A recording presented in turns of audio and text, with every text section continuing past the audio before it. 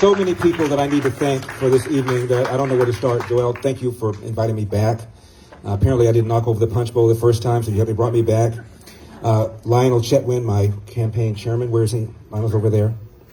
Jennifer, our director of fundraiser. Where's Jennifer? She's fundraising somewhere. LaRue. I understand that song was original. You guys wrote that song. That's a beautiful song, Reverend Toy. Beautiful, just beautiful. And my girlfriend Nina. So I'm gonna leave you out. Who was it that got an Academy Award and thanked everybody but his wife? I forget who that was. I'm not gonna let that happen to me. I was just talking to Sloan. Is she still here? Sloan from Big Brothers Big, right? Sloan and I just had a brief chat, and she told me she was CEO of Big Brothers Big Sisters. And I said, that's the number one problem facing the country. The large number of people brought into the world without a father married to the mother. That is far and away the biggest problem facing this country. Back in 1965, a guy named Daniel Patrick Moynihan wrote a book called The Negro Family, A Case for National Action. At the time, 25% of black children entered the world without a father married to the mother. And he thought it was horrific. It was going to have all sorts of negative consequences. Obama once said a kid raised without a father is 5 times more likely to be poor, 9 times more likely to drop out of school, and 20 times more likely to end up in jail. It is by far the biggest social problem. And I was telling Sloan that I've been on radio almost 30 years, and in 30 years I've invited Jesse Jackson to come on maybe 100 times. We just stopped because he wasn't even returning the call anymore. Al Sharpton about the same number, Louis Farrakhan about the same number. Now, all 3 of these men had an interesting situation with their own fathers. Jesse Jackson was raised in South Carolina, and his mother got impregnated by the married man who lived next door. And Jesse Jackson was taunted when he was a kid. Jesse ain't got no daddy, Jesse ain't got no daddy. I mention that because it was unusual in those days for somebody black to not have a father in the house. Now it's the opposite. It's unusual to have one. Al Sharpton had a nice middle-class background until his father left the family down to the ghetto. And Farrakhan, turns out Farrakhan's mother was estranged from her husband, had a boyfriend, took up with the boyfriend, got pregnant, didn't want the boyfriend to know, so she attempted to abort Farrakhan with a coat hanger. And my point is, all 3 of these men have had issues with their own fathers. In fact, Obama even wrote a book, his first book was called Dream from My Father, about his angst over not having a father in his life. It is far and away the biggest problem. And who would have thought just years after the election and re-election of the first black president, we'd be talking about critical race theory and reparations? Who would have thought that? In 2007, when Obama was running for the nomination against Hillary on the Democratic side, and Mitt Romney was running against John McCain for the nomination on the Republican side, Gallup did a poll to find out which politician had the biggest burden, biggest barrier. And they asked how many Americans would never vote for a black president. 5%, 2007. How many Americans would never vote for a female president? 11%. How many Americans would never vote for a Mormon for president? 24%. How many Americans would never vote for a man who would be 72 years old, which would have been the age of John McCain had he won? 42%. My point is, Obama had a lower barrier than these 3 white politicians. And now we're talking about critical race theory, and we're talking about race is in our DNA, which is what he said after he got elected. It's offensive to me. It's deeply offensive. And one of the things I'm going to do, if I'm fortunate enough to become governor, is that tone's going to be changed. Because one of the things I'm going to have, probably more than any other power, is the bully pulpit. People are going to have to pay attention to what the governor of California says about almost anything. About almost anything. And I've been interviewing with a number of newspapers, print, radio, and I've been able to talk to a number of black reporters and Hispanic reporters. And these are people who clearly are Democrats. I can just tell by the way I walk in the room. I see their body language. He's an Uncle Tom. He's a sellout. And I said to one of these black reporters, aren't you tired? Aren't you tired of the fact that 75% of black boys in California cannot read at state levels of proficiency, and those levels are not high? Aren't you tired that 50% of third graders in public school in California cannot read at state levels of proficiency? Aren't you tired? My high school is Crenshaw High School. Actually, I went to 4 high schools: Washington, Dorsey, Crenshaw, and Fairfax. Larry had issues. We won't talk about that. Only 2% of kids at Crenshaw High School today are math proficient. And I said, aren't you tired?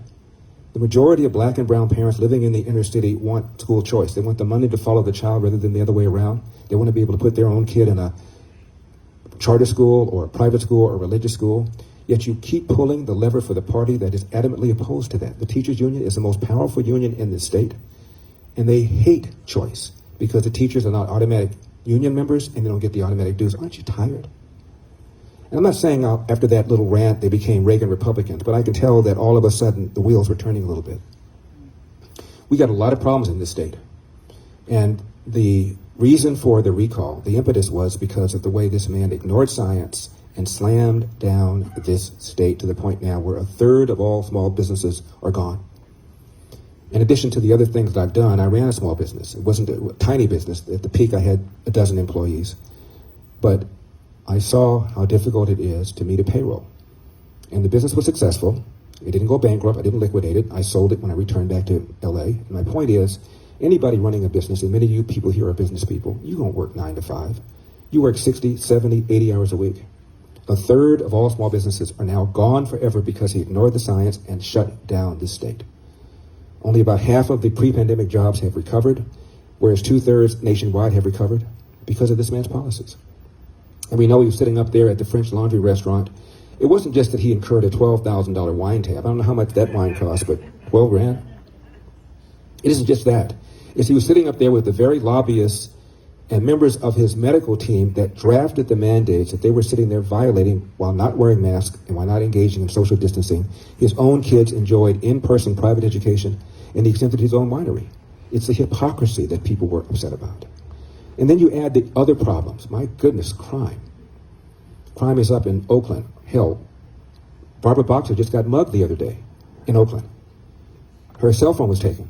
And a few months earlier, Gavin Newsom was attacked by a homeless man. The only reason he was okay is because he had a security detail. How many people living in the inner city can afford a security detail? It's because of this war on police. I met a couple of officers since I've been here. And I want to thank you for being willing to strap on that vest and take a bullet for somebody you don't even know. God bless you.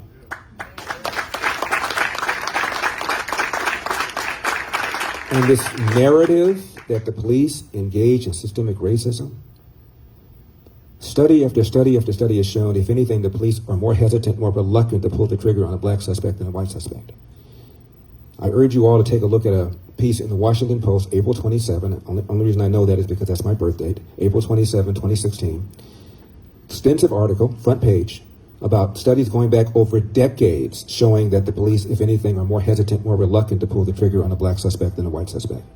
Same year, July 2016, New York Times. Notice I use left-wing sources whenever I can. I quote Obama. There's a front page story about a guy named Roland Fryer. He is a black Harvard tenured professor. He's so brilliant, he is the youngest tenured professor in the history of Harvard. And Harvard is the oldest college in this country. And because of the high-profile killings of people like, or deaths of people like Freddie Gray in Baltimore and Tamir Rice, he's the one who had the replica gun in Cleveland, was shot and killed.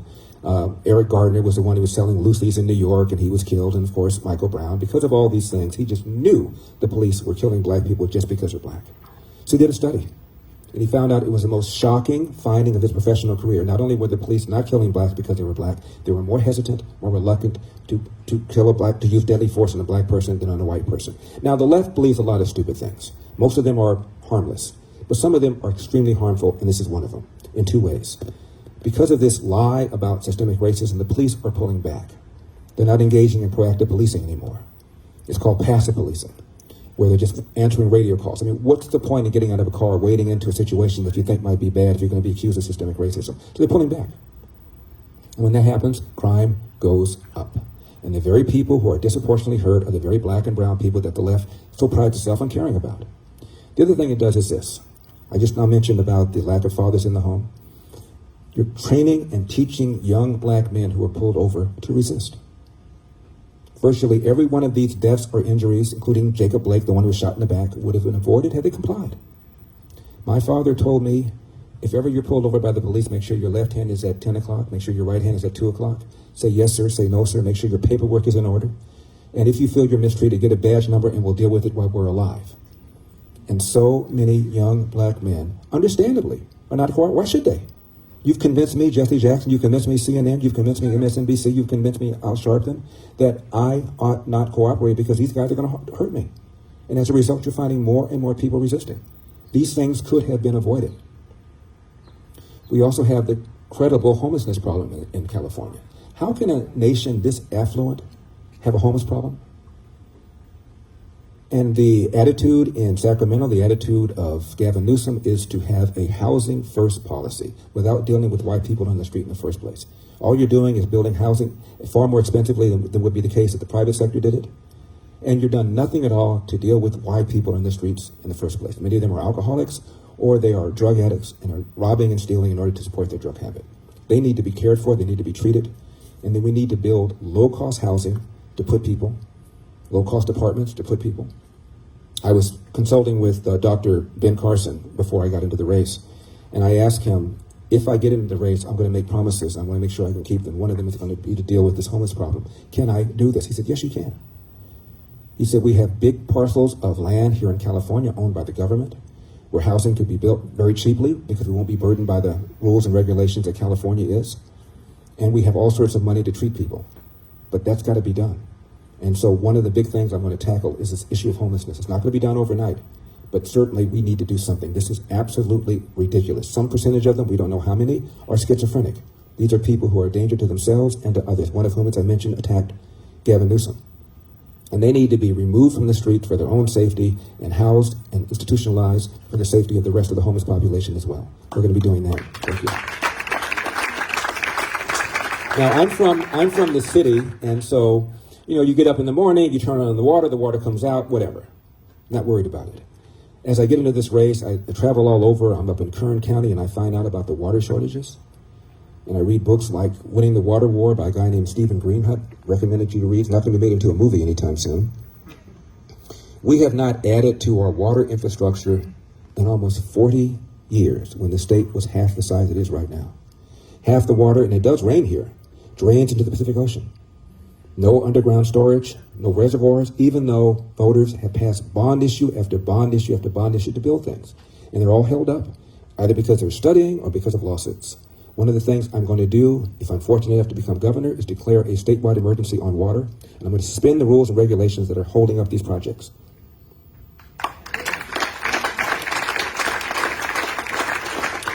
I was fortunate enough to have my 21st birthday in the eternal city of Jerusalem. And one of the reasons for the Six-Day War, which took place, is that Egypt cut off the water supply to Israel. And the Israelis were not putting up with it. And they unleashed their scientists. And now Israel and Dubai are water self-sufficient. They got a little body of water called the Mediterranean. We have a little body of water called the Pacific Ocean. We can't figure this out? Really? It's insane. And there have been some desalination projects that have been privately funded, have been held up because of all these lawsuits. This is absolutely insane. That's going to change.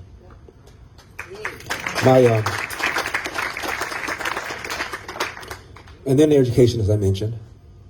So we have crime, we have rising homelessness, we have a declining quality of public education. What's the first step towards leaving poverty? Getting a high school education.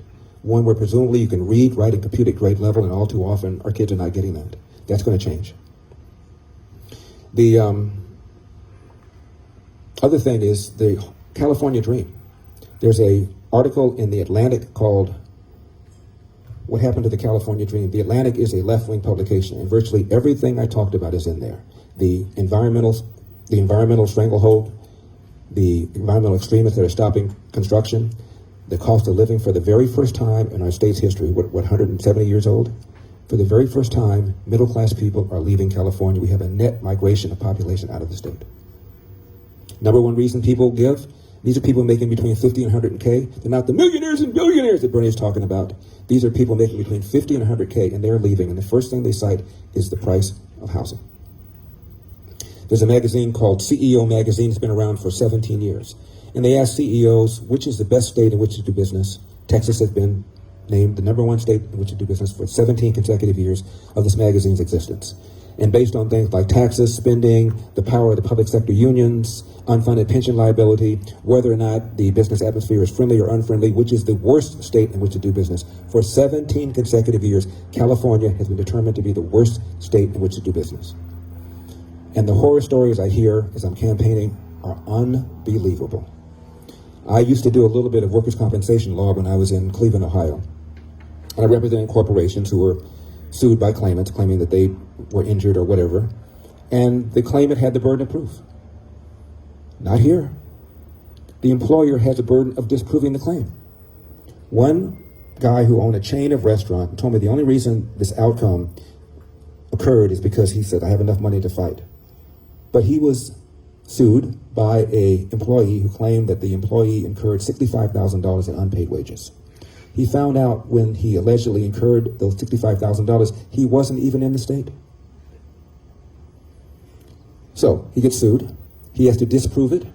And after it was clear he was going to fight, the claimant's lawyer said, I'll tell you what, we'll settle for 50. He says, no. So they go to another round of hearings. We'll settle for 25. No. Another round, we'll settle for 10. No. Ultimately, the employer won the case, but spent way more than the $65,000 he would have spent had he just paid it. And that's what most people do. They just pay. Unbelievable. And there are all sorts of stories just like that. One of the members of our campaign team has a brother who's a football coach in Oakland. We're talking about the large number of black kids with no fathers. He was white, but virtually every one of his players black. He was their father figure and gave them structure. And when they shut down the schools, he begged them to keep the schools open. Look, we can practice outside. We can social distance. Come on. They shut it down. Two of the players got into trouble with the law. One of them committed a crime so serious he's going to be behind bars for years. It would not have happened had he had the structure and the day-to-day contact with this role model. And there are stories like that all over this state because of what this man did against science. The teachers union is the largest, most powerful union in the state, and they're his largest funder. Just a few days ago, they gave him $1.8 million. A few days before that, after it was pretty obvious I was going to run, the Service Employees Union gave him $5 million. It is estimated he's already raised about $39-40 million to defeat me. And I have expenditure limitations. And that is why people inside California and outside California need to help me. And the people outside of California need to help me for a couple of reasons. As California goes, so goes the nation. Everybody knows that. But more importantly, I have friends in Oregon, in Texas, in Florida, and they tell me, Larry, why do you guys leave California and bring your left-wing policies with you? And you vote Democrats? Because they haven't connected the dots. They don't realize there's a connection between the rising crime and policies, between the rising price of a home in California and policies, and the homelessness and policies. And at least when California leaves California, don't you want them to know why they're leaving so they don't duplicate the same thing when they go to your state? So it's in everybody's best interest for me to do this and for us to change this place in a way that will be an earthquake. I will agree with one thing Gavin Newsom said recently. He said, if this thing succeeds, it will really shake up this country. Let's hope so. Let's hope so. I just want to leave you with a couple quick things. My father came to California in 1945, right after the war. And the reason he came here is because he was a Pullman porter on the trains before the war and had traveled here and came to California. It was sunny and people seemed to be more friendly.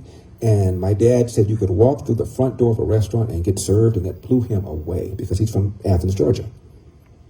My dad told me he always had some crackers with him and cans of tuna because you never knew if you were on the run if you'd be able to get a meal.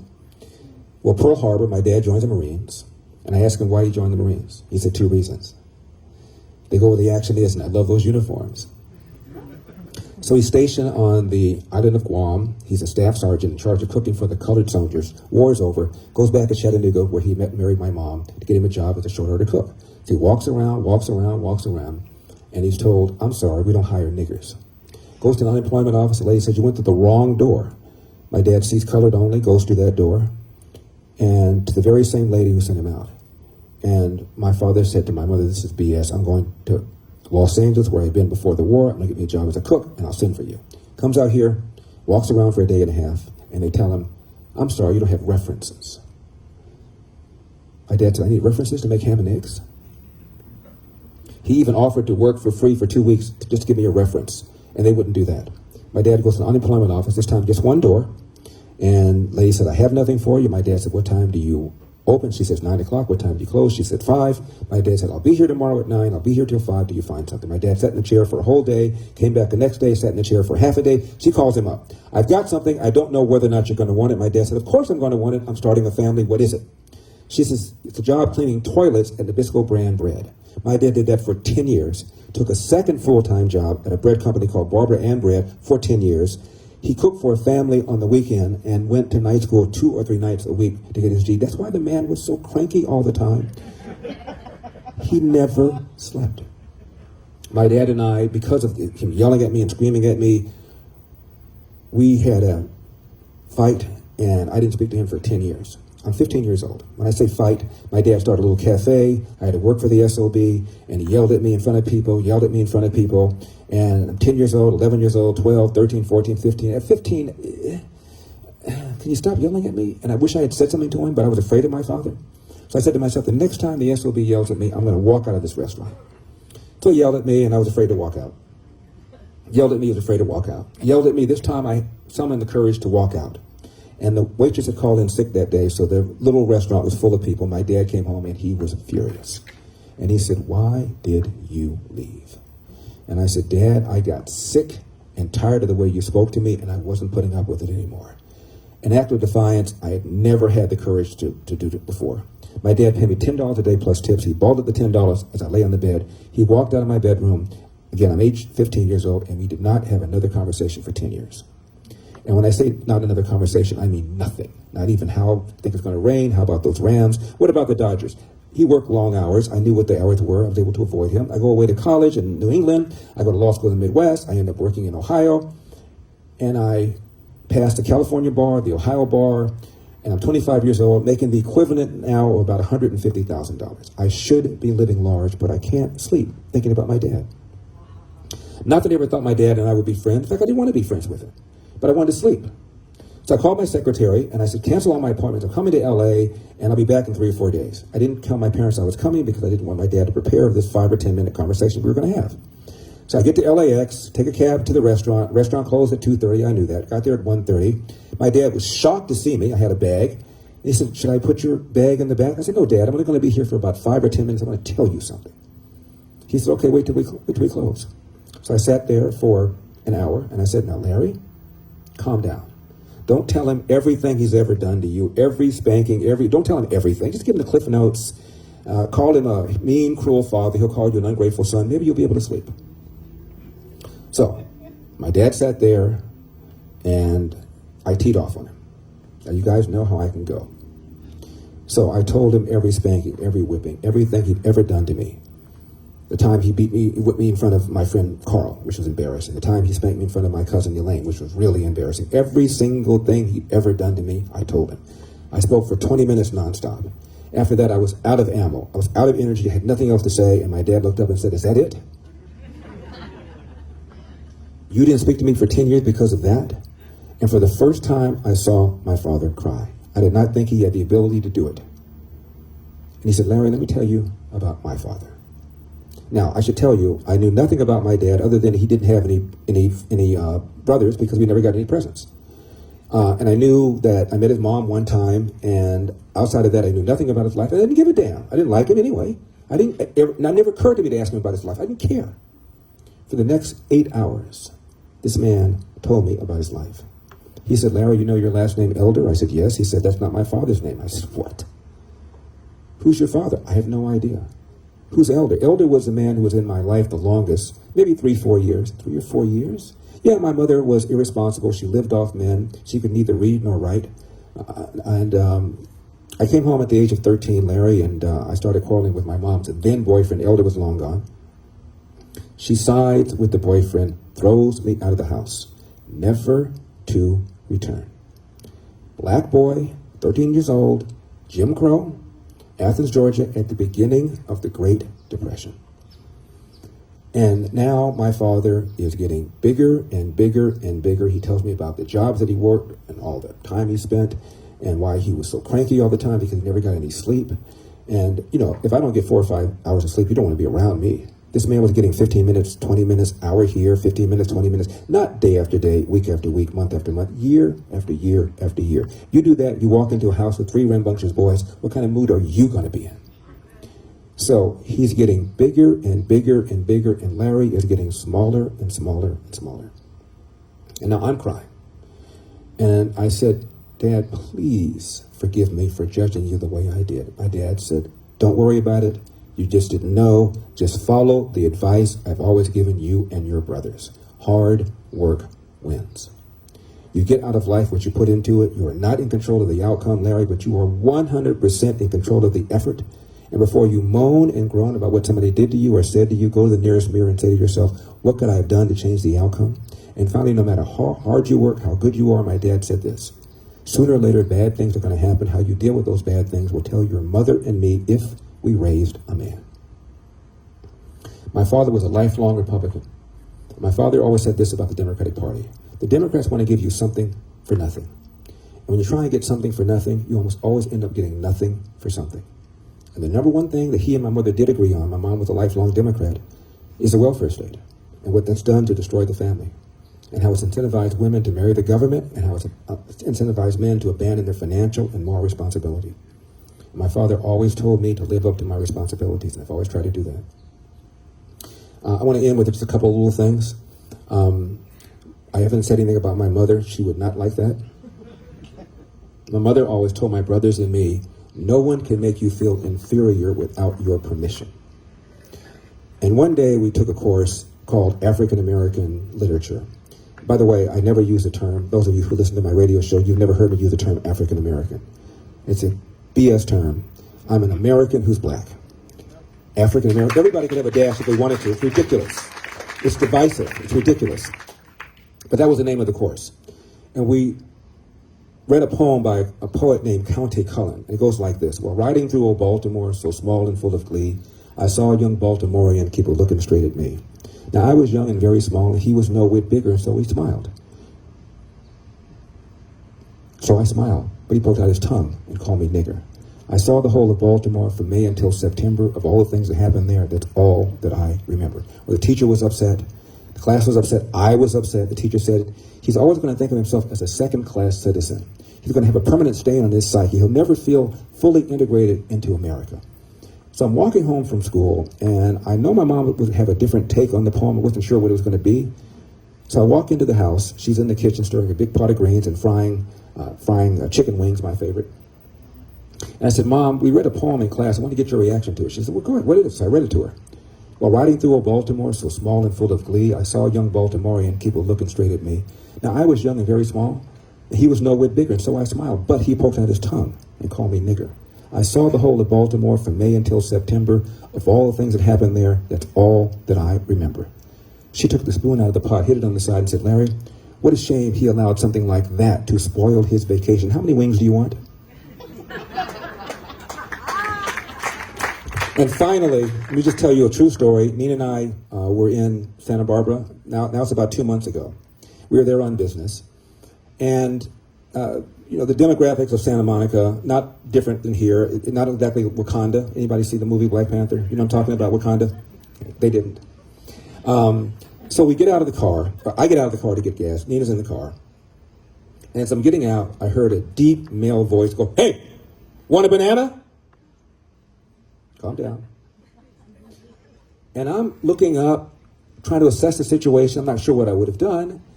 And it's a white guy who's got an SUV, the trunk is open, and there's a big basket of bananas there. And he's talking to a homeless guy right next to him who's fishing through a garbage can, who's white. And I said to the driver, hey, I thought you were talking to me. I was going to accuse you of systemic racism. He starts laughing. I said, I'm still going to accuse you of systemic racism. How come the only guy you offered a banana to is that white guy? Now the homeless guy is laughing. And I said, I don't even like bananas. Homeless guy is doubling over and laughing. He goes, you're a funny guy. You're a funny guy. I said, I'm here all week. 2-drink minimum. Throw something in the tip jar. I got in the car. I said, Nina, did I just ask a homeless guy to give me a tip? I'm going to burn in hell. Again, Joel, thank you for opening up your home for me. We're going to change California. This guy is going to go. As you know, it's a 2-step process. A number of you have asked me about it. 2-step thing on the ballot. First is, do you want Gavin Newsom recalled. And if 50% plus one votes to have him recalled, he's gone. The second thing on the ballot is, who do you want to replace him? And there's about 45 names. Whoever has the greatest number of votes becomes the next governor. So someone could conceivably win with maybe 20-25% of the vote. That's roughly what Arnold Schwarzenegger got. And by the way, when he ran for a fresh term, of course, he got reelected with the majority. So it's 51% have to vote him out. And then we won't know that for a few weeks, a few days, I guess. And then whoever gets the greatest number on the replacement side becomes the next governor of California. And the good news is I'm substantially ahead of all my Republican rivals right now. There's only one person who's outraised me, and we've only been at this for 19 days, and that's John Cox, who can self-fund. I can't self-fund. But outside of that, we're raising way more money than everybody else. My name recognition is higher than anybody else other than Caitlyn Jenner. I've been on California radio for 27 years. I'm a syndicated column. I'm in the LA Daily News. I say was because as soon as I ran for office, my show's gone and my syndicated column is gone. But I was in the Orange County Register, so people know me. I've been talking about the issues of crime and homelessness and the rising cost of living and the way we should have handled the coronavirus pandemic for a very long period of time. So for all those reasons, I'm ahead, and I'm pretty confident I'm going to win on that side. The other side I'm worried about, though, is the recall side. Right now, it's in the margin of error, and that's up about 5 points from what it was 2 weeks ago in our favor. So I think there's a good chance this man is gone. If you ever get a chance, look at my Twitter feed, and you'll see the 6-minute interview that he did just today. And if you saw the movie, the Caine Mutiny, remember the scene with Bogart where he kind of loses it on the witness stand? That's how this man looked. He is scared to death, and he knows we're coming. So again, thank you for opening up your home for me. God bless you. The room. Thank you, sir. Very good. Thank you. Thank you, Larry. Get used to this. Governor Elder. Say it. There you go. All right. Thank you. Listen, you've noticed the artwork in certain spots throughout. I love saying this. Guerrilla street artist. Sabo. He did these works. We're going to auction them out today. There's Sabo right here. Larry has autographed each piece. We're going to have a silent auction. There'll be sheets passed around. So the bids have already started. They're being passed around. The 4 or 5, however many pieces there are, the top bidders will take these home. So don't get left out. The proceeds go to the campaign, so don't be stingy. And let's give Larry Elder another round of applause. Thank you so much, Larry.